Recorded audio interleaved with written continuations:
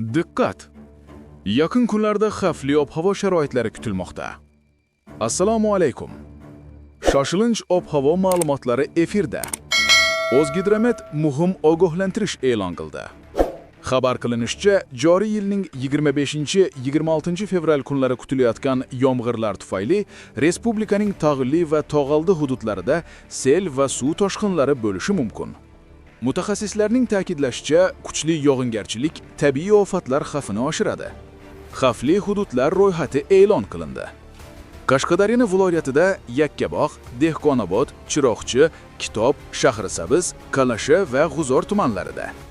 Surxondaryo viloyatida Sarosiyo, Uzun, Oltinsoy, Denov, Boysun, Sherobod, Sho'rchi, Qumqo'rg'on va Muzrabotda. Samarqand viloyatida Urgut, Samarqand, Bulung'ur, Nurobod, Qo'shirobod, Kattaqo'rg'on, Payariq, Jomboy va Ishtixonda.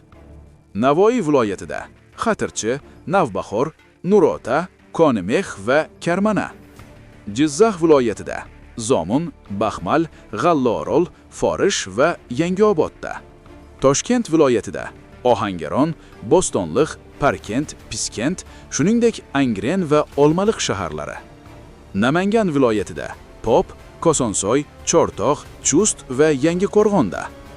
Farg'ona viloyatida Sug'h, Shohimardon, Farg'ona va Beshariqda. Andijon viloyatida Andijon, Asaka, Jalaquduq, Qo'rg'ontepa, Paxtaobod, Izboskan, Xo'jaobod, shuningdek Xonobod shahri. O'zgidromet ogohlantiradi.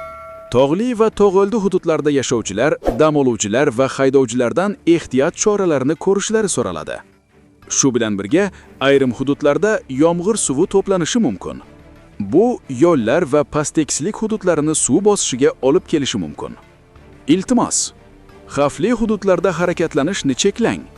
Ob-havo ma'lumotlarini kuzatib boring. Xavfsizlik qoidalariga rioya qiling. Bu rasmiy ogohlantirish. Ehtiyot bo'ling. Xavfsizlik haqida unutmang.